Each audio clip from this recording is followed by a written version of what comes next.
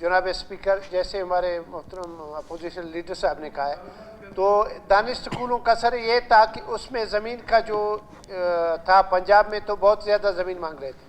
हम लोगों ने जब एक प्राइम मिनिस्टर साहब ने जो एक वो किया है, उसका जब हमने उसका पूरा PC1 बनाया है 40 एकड़ पे, वो नहीं बना है, मुश्किल से उसको 50 एकड़ तक कर दिया। पंजाब वाले कह रहे हैं कि वहाँ पे 150, 200, 250 एकड़ तक कराएं, लेकिन मैं कोशिश कर रहा हूँ क्योंकि बलूचिस्तान में हमारे पास ज़मीन नहीं है और इतना कीमती है और महंगा है कि हम उसका, क्योंकि ज़मीन का जो पैसा है वो सूबाई गवर्नमेंट देगा, 20%, 80% फेडरल गवर्नमेंट देगा, 20% सूबे देगा। तो इसमें हम कोशिश कर रहे हैं कम से कम ज़मीन, मतलब जितना कम हो सके। आखिरी उन्होंने मुझे कहा है कि PC1 जब हमने बनाया है, सब कुछ किया है, वो भी 50 एकड़ से नीचे कोई गुंजाइश नहीं है, जिसमें तमाम बिल्डिंग बन रहे हैं, इससे नीचे आ नहीं सकता है। और मैं फिर भी कोशिश कर रहा हूँ जितना नीचे आ सके, क्योंकि उसमें हम कमी करेंगे। पैसे भी हमारे पास, बलूचिस्तान में ज़मीन बहुत महंगा है, इस लिहाज से हम कोशिश कर रहे हैं मलिक साहब, हम ये करेंगे कि ज़मीन को कम से कम करें। यहाँ पे तो फुट हज़ारों रुपए का 1 फुट मिलता है बलूचिस्तान में, तो हम इसको कम करेंगे और एक फेडरल गवर्नमेंट से हम जाके एक मीटिंग करेंगे, उनसे जितना भी हो सके हम उस पर, क्योंकि इसके पैसे देना है सूबाई गवर्नमेंट ने।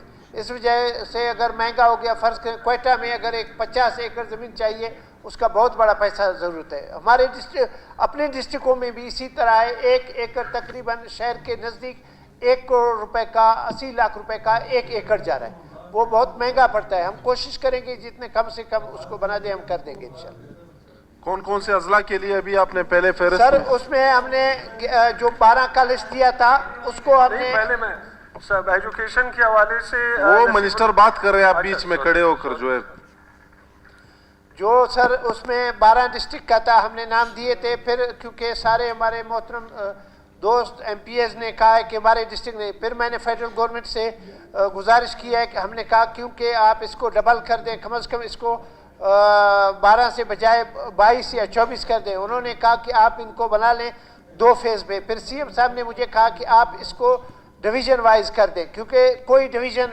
बाकी नहीं रहे।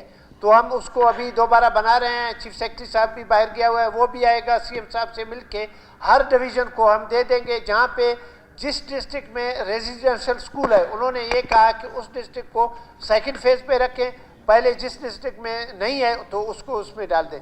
तो अभी इसका पहले हमने एक लिस्ट दिया हुआ है, उनको हमने रखा हुआ है। फिलहाल हम इसको दोबारा इसको स्टार्ट करेंगे सर। शुक्रिया नसीबुल्लाह मरी साहब।